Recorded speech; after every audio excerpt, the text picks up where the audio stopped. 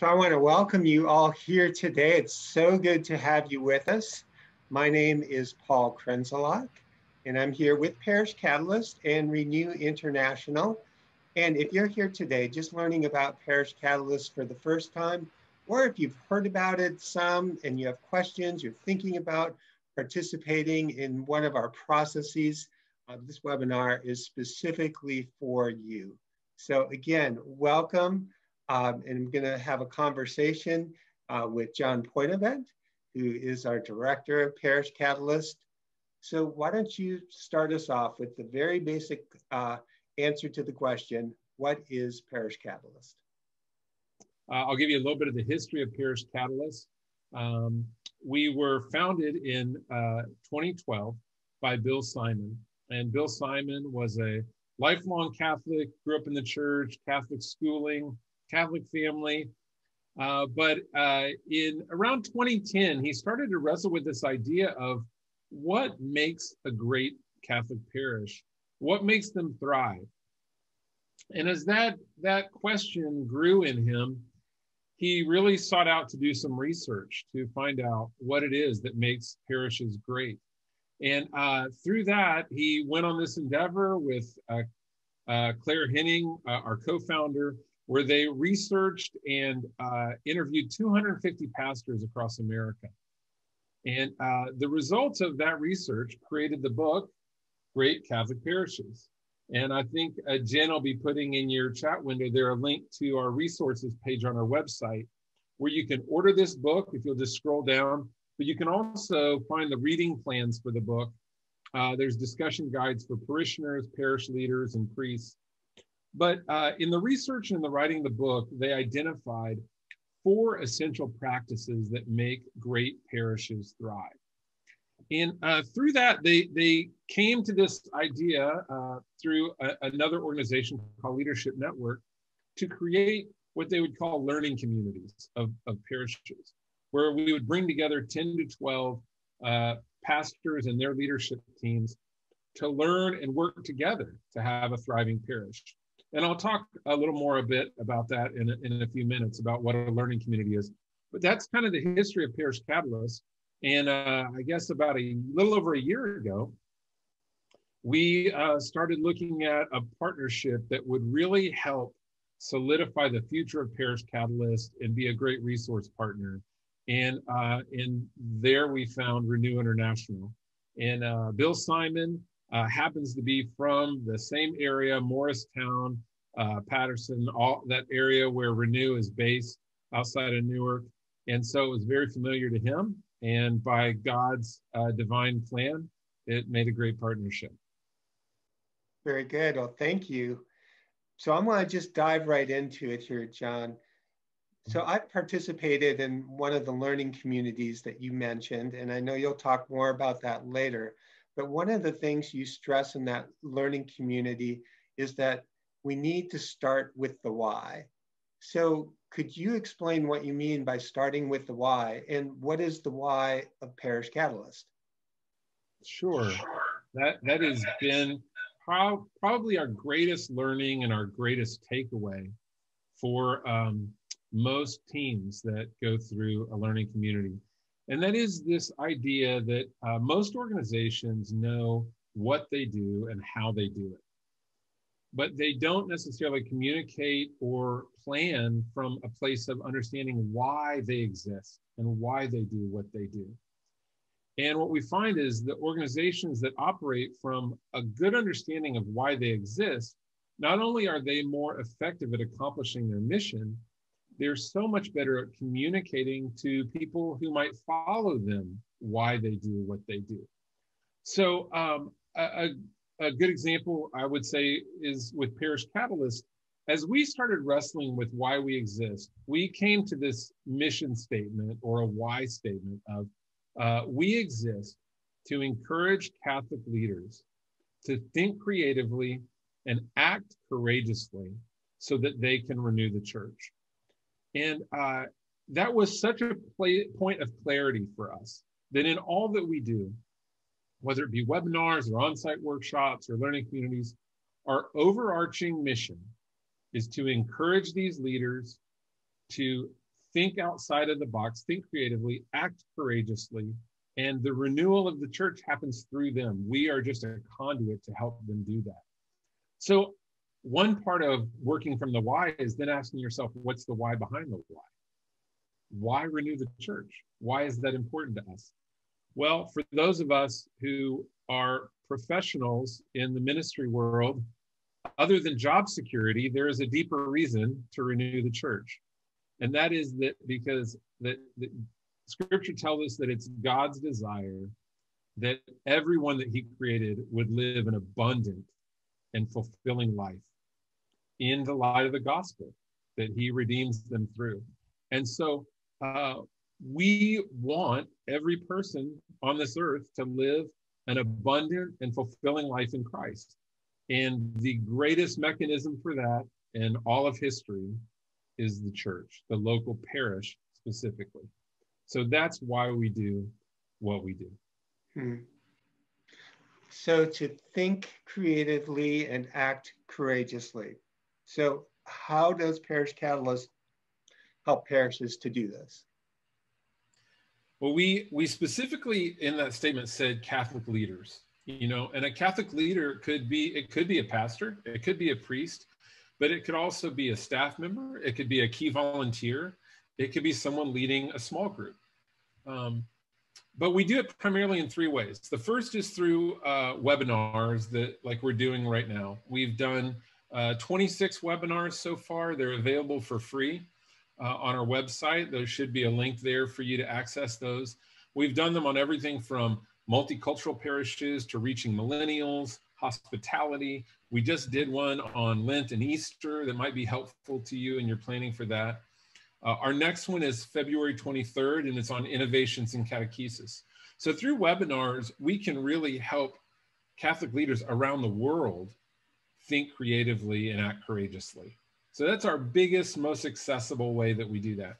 The second is through what we call on-site workshops. And that's where we connect directly with a parish. So if your parish wants to become great in small groups or in hospitality, or improve your staff health and harmony. If you want to work on a specific topic, we'll create a one-day workshop with you that we can either do in person or virtually, depending on where our world is in that moment.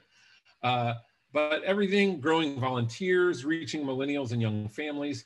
If you have a specific thing you would like help with, we can create that experience for your parish and guide you through it. One other one that we did is we did a succession weekend with a parish that had a pastor retiring and a new pastor coming in, and we created a custom weekend for that parish to help introduce the new pastor to the parish council, to the parishioners, to the key leaders, but also to help those two priests together cast a vision for the future of the parish. So those on-site workshops are very customizable to whatever the needs of your parish might be. The main offering we have that we've mentioned a couple times already is our learning communities. And we have one coming up in April.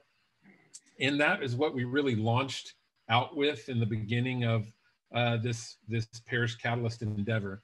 And that's this idea of bringing together a cohort of 8 to 10 pastors and their leadership teams who think creatively and act courageously, and bring them together in a cohort where they can learn from each other. They can learn from experts and practitioners around the country. And then we lead that group and help them evaluate their parishes, learn from each other and learn from best practices around the country, think outside of the box, solve some of their biggest problems they've been wrestling with, and create strategic plans for those things to make sure that there are action steps and follow through. So that group will meet 4 times over 18 months. Like this one will meet in April, it'll meet again in October, and then again in April, and then again in October. In every one of those meetings, we do 3 things. We think about what currently is. We evaluate the current state of the parish. What's working, what's not, what are we wrestling with? And then we explore ideas of what could be. And in that process, we look at some very specific topics that are necessary for parish renewal. And then we help them create a strategic plan of what will be the future of the parish. And so they set out for the next 6 months to work on that plan. We'll do a check-in about halfway through, where we'll reach out, connect with the pastor and the team, just ask, how are you doing? How can we help? Where are you stuck? But that's in essence kind of the what and the how of a learning community. Could you say a little bit more? I think you mentioned these 4 meetings. Like what are kind of the core topics of those 4 meetings? Right. Yeah, we start with why are we here? Why do we care about parish renewal? And why does the parish exist? So we start from the why. We look at what it really means to be and to make dynamic disciples. And we put some real key descriptors around what a disciple is, what a disciple looks like, so that we have a target to shoot for. And then we start endeavoring into how we will make disciples. We look at this, especially this idea of personal accompaniment. And we'd also use a term relational discipleship. This idea that people grow better in their faith in circles where they're facing each other, learning from each other, journeying together. They grow better that way than they do sitting in rows just listening to information, right? So I know we would think of small groups as a very basic way to do that. But that rows into circles idea can happen in every area of our parish, whether it be a ministry or a program or sacramental prep. So we help kind of work through how do we do that in every area of our parish. And then we move on to volunteer development, staff development, creating a culture of dynamic discipleship, and finally, evangelization. If you look at the church and you look at the trajectory of the church, not only is evangelization an essential call to who we are, it is a necessity if we're going to continue to grow and to thrive. We have to make disciples that make disciples and lead others one step closer to Christ. So there's definitely many good options for parishes out there, considering renewal. What makes this learning community and cohort model maybe a little different? What sets it apart? Right. Now, I'll preface this by saying I have not gone through any other parish renewal programs. I'm familiar with them, and I think there's some great ones out there. A couple of them actually started kind of in Parish Catalyst, Divine Renovation and Rebuilt. Both Father Mallon and Father White were in our first learning community ever.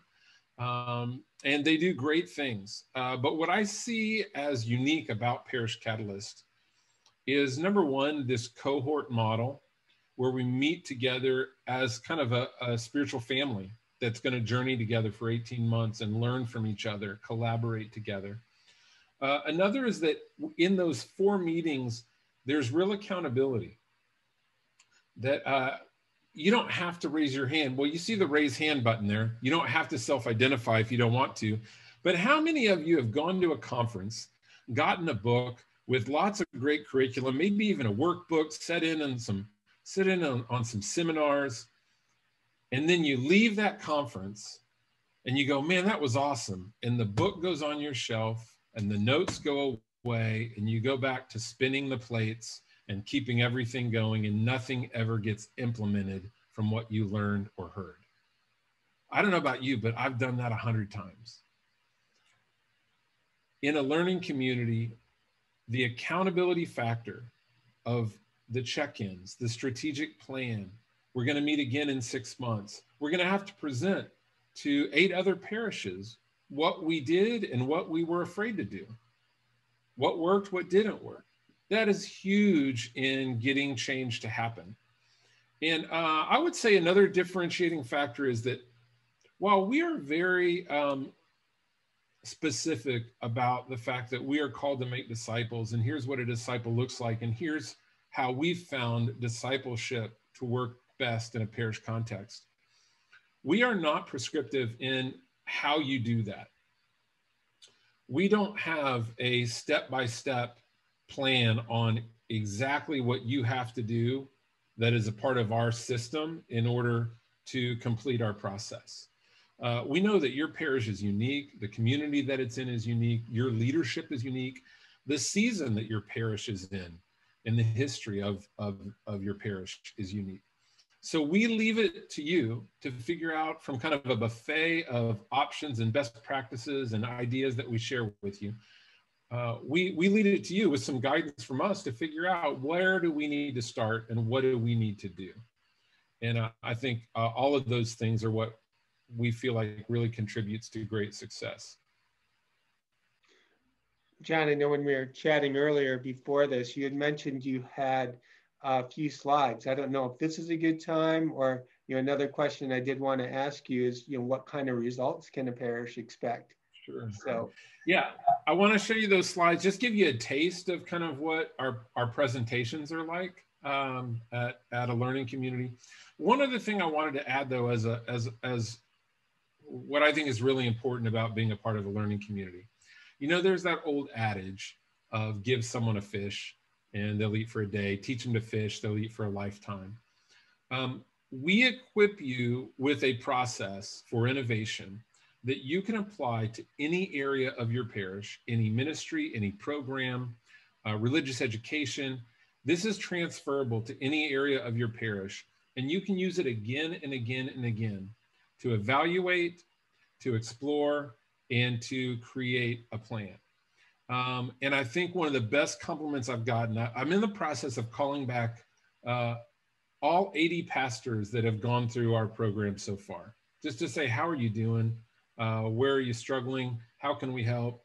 And almost every single one of them have said, it's hard, but we're doing great. Even our giving is doing good. And the last pastor I talked to said, when this pandemic hit, you had taught us how to innovate. You had taught us how to pivot and adapt, and we knew exactly what to do. And we're doing well. And I think as a parent, that's the greatest hope, that your children will go out and succeed on their own, that you have set them up for success. And I think that's why there's not a learning community part 2, because part 2 is going out and living it out in all of your parish. Let me show you a little slideshow of some of what we teach in our first gathering. And it also really highlights a key principle to Parish Catalyst that is necessary to do well in our process. This again is our mission statement: to think creatively, act courageously, and renew the church. But a key concept for our process is this idea of good to great. Jim Collins wrote a book where he looked at companies that were moderately successful in their area. And at some point, they just took off and their trajectory just soared, and they began to just dominate whatever their area of business was. And he wanted to study their leaders and find out what was unique about them. And what he really settled in on was the key differentiating factor of those leaders is that they had what he calls a good to great mindset. They were never just content with being good. They were never just content with being moderately successful. They were constantly striving for greatness. And I think we can find in our parishes that if something's not on fire, if nobody's sending complaints or mean emails about something, if nobody's nagging about it, just leave it alone. It's good enough. We have other things to deal with, right? And we will never be great with that mindset. And it's not just a problem in business or in our parishes. It's a human problem. We can all tend to let things go that aren't urgent, right? That aren't immediately falling apart. We just let it be. And there's been an ad campaign you may have seen recently that kind of latches on to this idea. I'll just play a quick spot from one of them here. Hey, how you doing? Phil, are you guys good with brakes? We're okay. just okay? We got a saying here. The brakes don't stop it, something will. That's not a real saying. It is around here. I wrote it. Just okay is not okay, especially when it comes to your network. So just okay is not okay. You know, you would not want to hire an okay mechanic for your car. You wouldn't want an okay roofer to put a new roof on your house. I had wrist surgery a couple years ago, and I did not want an okay surgeon to cut on my wrist. I found a woman who had studied at Harvard and had studied at Stanford and had done a residency specifically on wrist surgeries. And I wanted someone who was great.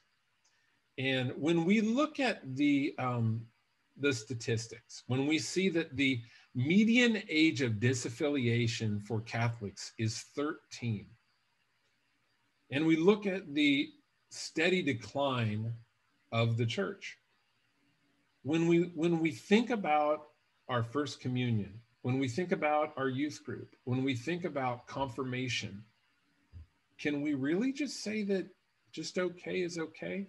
How's your confirmation program? It's okay.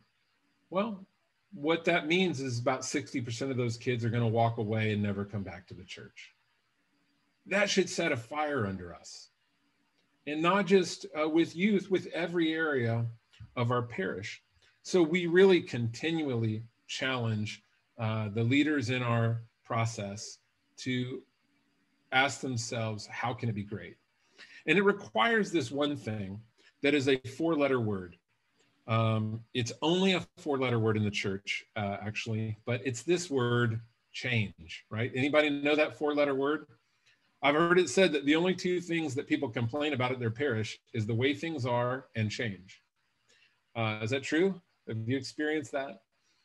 But change is necessary for things to be great. I ran across this cartoon years ago, and it still rings true today. This is mini a parish council meeting. What if we don't change anything and something magically happens?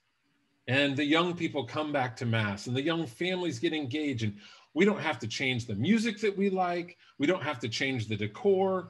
We don't have to change the catechesis. It was good enough for me. It was good enough for grandma. Let's leave it as it is, and everything's going to magically change. Well, that's not going to happen, right? We've definitely got to get rid of that idea. But another idea we've got to get rid of is that just because we have moderate success, that we don't need to change.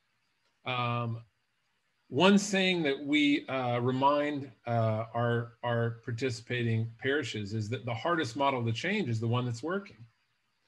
You know, if you say, well, we're doing better than the other parish in our diocese, or we're doing okay, nobody's complaining, well, that may work for now, but it could also mean the end is near.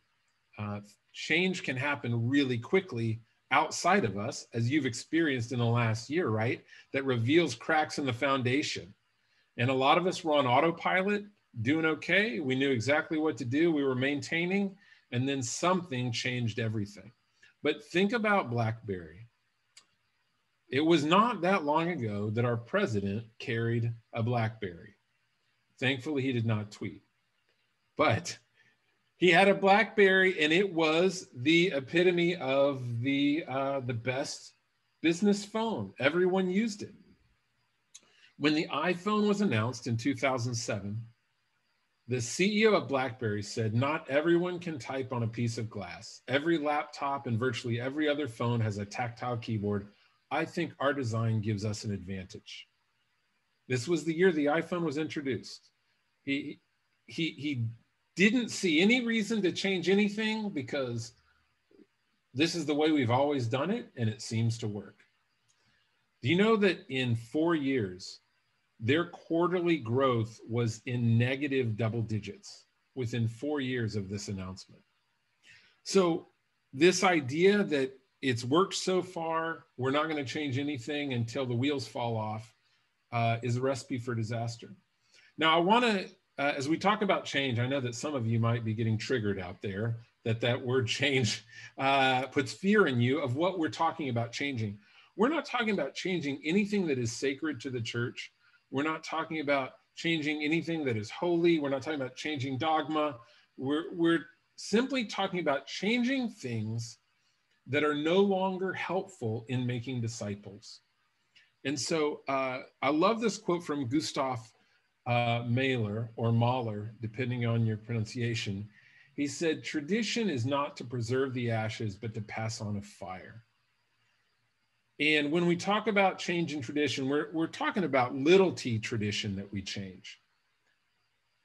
But if we have traditions that we've always done this way that are no longer a fire and they no longer pass on a fire to the next generation, we need to ask ourselves, how could this be better and how could it be more effective at accomplishing our mission? And I love this quote, lastly, from Pope Francis, where he says, "Pastoral ministry in a missionary key seeks to abandon the complacent attitude that says we've always done it this way. I invite everyone to be bold and creative in this task of rethinking the goals and structures, style, and methods of evangelization in their respective communities." This is the essence of Parish Catalyst. Who would have ever thought the Vatican would tell us, you can't say we've always done it this way anymore, right?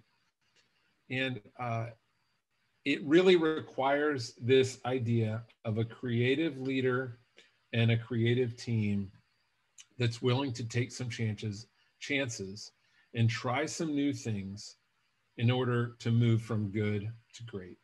So that is just a very short idea of what you experience, especially in our first meeting of learning communities, but also an essential mindset to be successful in our process.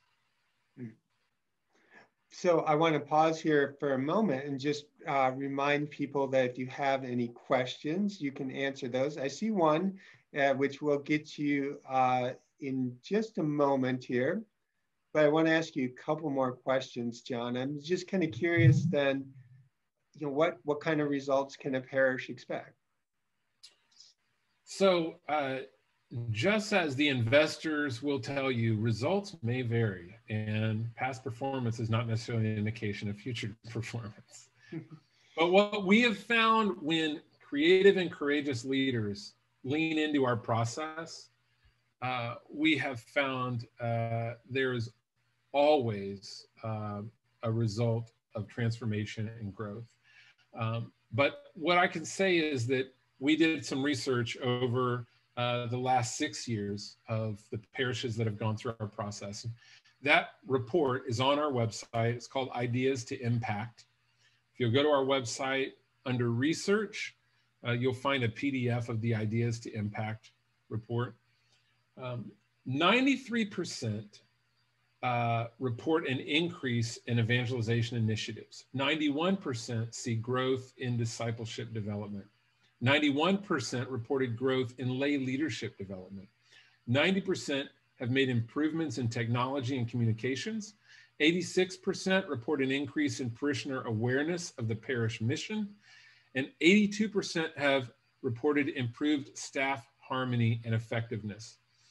When we went out to collect that data, we identified what were the key concerns of pastors when they started Parish Catalyst, and how well were those concerns addressed.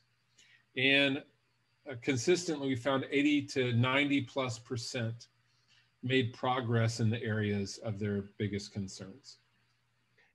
So if parishes are wondering, you know, are we right for this? Are we not? Who should join a learning community? What, you know, makes for a good parish joining, a good candidate? The success of a parish and a learning community has nothing to do with your size or your resources. I'm just wrapping up a learning community of 10 under-resourced parishes in LA County. And these are some of the most creative and courageous leaders I've ever worked with. They're fantastic. Many of them don't have any staff at all, and they brought their volunteers. The key thing is, if you have creative and courageous leadership, if you are willing to have a good to great mindset, if you're willing to be honest about the weaknesses and the challenges and the needs of your parish, if you're willing to embrace change and new ideas, and if you long to see your parish filled with dynamic disciples in every area of ministry, then our learning community is a great fit for you. I will say, if you're wondering who it's not a great fit for, it's not a great fit for leaders who think they're there for everyone else to learn from them. It's not a great fit for leaders who are unwilling to take risks. It's not a great fit for leaders who are not teachable or don't think they have much to learn. Those leaders can go and create the future on their own, I guess. But if you want to learn, if you want to work with others, if you really want to have a great parish, no matter what your size, number of staff, or resources, you'd be a good fit for a learning community. Great, thank you. And I want to give you a couple of questions that have come in. One question is, I'm a lay leader in a parish in the midst of a merger. We are also facing the loss of our newly appointed priest administrator. Have you worked with parishes in a similar position? Yes, we have actually in the last learning community. And this is such a common scenario now, right? Of parishes being in the midst of a merger. Because our process is so open, each time you come, you determine what your goals and action steps will be on your strategic plan. So you can customize your strategic plan to the things that you are wrestling with right now. So for the parish that I'm thinking of that just went through, unifying the mission and vision of the 3 parishes they were merging was primary on their strategic plan when they first started. So the first thing they wanted to do was really cast a common vision among these different congregations. And then developing a coalition team of leaders from those different congregations was the next step for them after their second time coming to our learning community. And over those 4 meetings, they began to deal with some of the more practical aspects of it. But the main thing was making sure that there is a vision for making disciples throughout the congregations that they were working with. And then they used our process as a place to plan strategically for that and to even learn from other parishes that had done that as well. Makes sense. A few other questions. So one I often hear, and I invite people again to add more, is, Paul, this sounds good, but we have too much going on. We're too busy. Now isn't the time. We're in too much transition. It's just too much going on. How do you respond? Well, I would say, while that may be true, what I found is that parishes that have too much going on almost always have too much going on. There's always something. And they're kind of, they have a lack of mission clarity. And some will tell me, we have 120 ministries here. And I proudly boast. And I say, well, how many of those ministries are strategically engaged in your vision to make disciples? And how many of those leaders have been equipped for disciple making in the purpose for their ministry? So I would say Parish Catalyst would be a great place to bring clarity to your mission and to help recognize, where are we investing time and energy and resources in things that are not a part of our mission? So as I mentioned with the merger question, it is a great place to bring whatever challenges you're wrestling with, to learn from other parishes that have worked through similar challenges, and to really force you to sit down and say, what do we need to start doing? What do we need to stop and say no to? And then what is good, but it needs to move from good to great? And we provide a context for that. And I think also, by too much going on, sometimes parishes will mean we have this crisis going on and we have to deal with this crisis or crises before we can take on something like Parish Catalyst. So how would you respond to that? Yeah, and some of those are real things. Maybe you have a transition that's happening with some key leadership and you want to wait until the next leader gets into place before you engage in a process like this, right? And I totally understand that. If you're in that place and you're feeling tension, like, man, this might be the wrong time, but it actually might be the perfect time for us to figure all this out.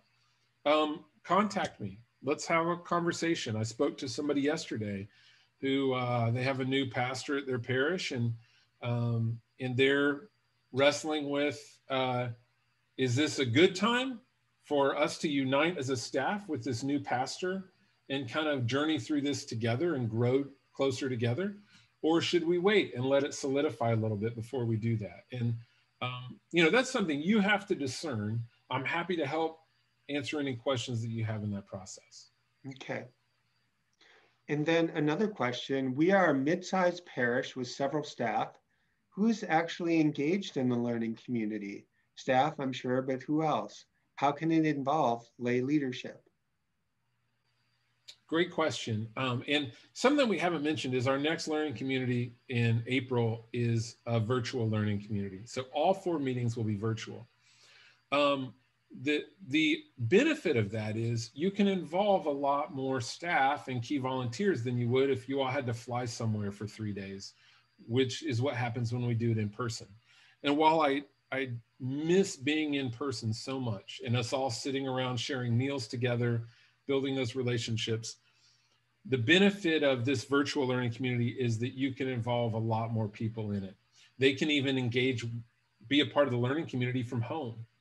And we'll put you in virtual breakout rooms as a parish team where you can discuss and plan together like that. So I'd say, the people that you want to involve in the learning community are people that are key to the mission of making disciples at your parish, and people that are key to the culture of your parish. So it might be a few staff members. It might be your director of religious education. It might be a small groups director. It might be, but it might also include your receptionist, who is the face of your parish. Your receptionist embodies the culture of your parish to everyone they communicate with. But it's probably your pastor, an administrative assistant to your pastor, or director of operations, depending on the size of your staff, some key spiritual formation leaders, whoever is over sacramental prep, small groups, but then some key volunteers. If you have some key volunteer leaders that are just essential, maybe they're leading RCIA, maybe they're working with youth or young adults. We'll help you discern who those right people are if you'd like. If you're going to be a part of the learning community, we'll help you figure out who the right people are.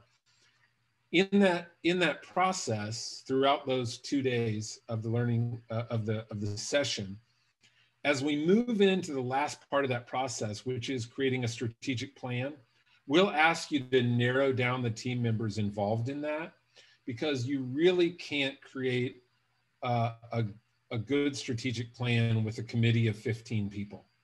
Can I get an amen from any leaders out there that know that planning via committee is not the best way to go?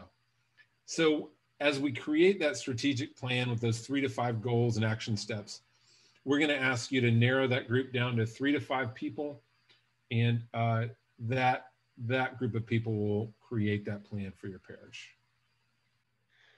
And just speaking of the next learning community, again, you said it's coming up in April 19th and 20th.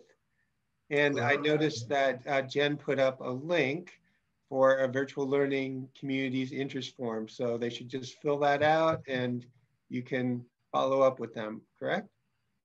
Absolutely. And if it's something you're curious about or interested in, contact us sooner rather than later. There is a limit to how many parishes can be involved, but would love to answer any questions you have, to help answer any questions that your parish council or your team might have, and just to help you figure out if it's the best fit for you. We only want people in this who it's a great fit for and it's the right timing for, and but we're happy to help you sort that out. And the communities meet these cohorts every approximately 6 months, correct? Yes, with the check-in in between. Okay.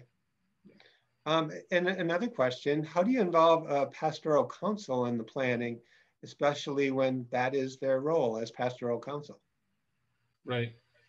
Every pastoral council is different, right? Some are just a group that meets occasionally to counsel or advise the pastor. Some are more active in the ministry of the parish, right? Some are more active in the planning. So it really depends on the pastoral council at your parish. But I do believe that the people involved in creating a plan, or at least informing it, need to be beyond the pastoral council. It needs to be some of the people that are going to have to implement that plan. One, it'll be a better plan because you're getting their feedback and their wisdom, but it'll work better because they've had buy-in. They've had a chance to be a part of creating it. So it is not enjoyable to have a plan come down to you from people that don't work in your area, don't understand the challenges of it, and don't have to implement it. So that's why we encourage you involving some more people, at least in the first half of the session process. Well, we're nearing the end here, John. So I want to give folks any final opportunity if there are any additional questions. John, if I'm on the edge, saying maybe not, and I know you'd have to, know the situation, but are there any particular words of encouragement that you could give a parish thinking about this? Yeah, well, the first is pray, right? Pray as a group together, pray as a leadership team together, talk, pray, listen to what God how God would guide you and direct you. But I would also just ask yourself, I'll say one thing that people have said, well, we're in the midst of this pandemic. Is this really a good time to do this? Is there a better time for you to learn from other parish leaders around the country and to partner with them and walk with them and create the future together, right? I can't think of a better time because we're all going through a similar challenge right now, even though it's a little different from state to state. I would say, if you're creative and courageous and you want disciples throughout your parish that have an animated joy and are walking in a real, tangible, life-fulfilling faith, then I think there's a good chance that it's a good fit and a good time for you. But we'll help you if you've got questions beyond that. A very important question has come in here at the end, and that's a question that people is very important. Is what is the cost, especially as parishes are strapped? So, share what the cost is and why Parish Catalyst and the learning communities are of value. Sure. The cost for the entire 18-month process is $4,000. It's $4,000 if you pay everything up front. It's $5,000 if you want to split that over the time period into 2 payments. And I would just say, man, $4,000 for some parishes, they say that's a great value. That's a great deal. Others may say, man, that's a lot.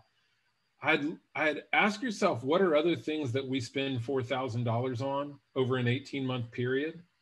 And are they actually making disciples in our parish? This investment is one that will reap great fruit and great benefits, not just in the life of your parish, I would say also financially.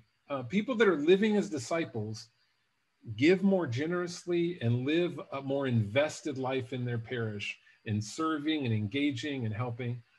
And as your parish grows in disciples, it grows in giving and generosity. And like I said, every parish that I've talked to in the last few weeks, I can say everyone is at least in as good a position as they were a year ago, or even better financially. And I think, and these are parishes who are Parish Catalyst parishes. And I think it's because as they've engaged in making disciples, their parish has continued to stay engaged and thriving through this difficult time. So I will add to all of that. If you would say, listen, I can say yes to everything that you're saying about a learning community, but financially, it is just impossible for us right now. Talk to us and let's see what we can do to help. Let's see where we might be able to find some sort of scholarship or somebody that could help you. Because if you have a heart that's willing and a desire to engage in something like this, we want to do whatever we can to help you get there. What strikes me too about cost, and you've really alluded to this, is not only is it just what you get out of the 18 months, but that you can keep on applying what you've learned over and over and over, the process and the strategic way of thinking to anything, and those relationships that you build with leaders from throughout the country continue on and remain a really rich source as parishes continue.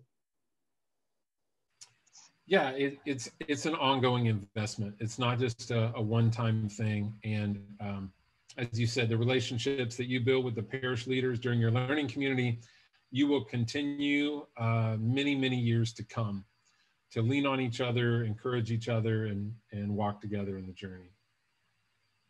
Well, it was fun talking. And thank you everybody for being with us here today. Hopefully you have more questions. So I know, John, as he mentioned, if you want to have a more targeted conversation about any of these things that have come up, contact him, give him a call, give any of us a call at Renew. I'm available as well, Paul Krenzelak. Just check out our website, Renew International, renewintl.org, and you can get a hold of us. And also John, through the Parish Catalyst website and that information form. So any final words you'd like to add, John? No, just thanks. Thanks for joining us today. I would imagine that you're here because you are a leader who is just wrestling with what could help make your parish great. And I love being around leaders like that. That's part of the fun of Parish Catalyst is you're in a community with other leaders who have that same vision that you have, and it gives you energy and it gives them energy. So if that's you, I'd love to talk to you. Well, with that, we'll leave it, and God bless everybody. Get in touch with us. We'd like to talk more. Take care.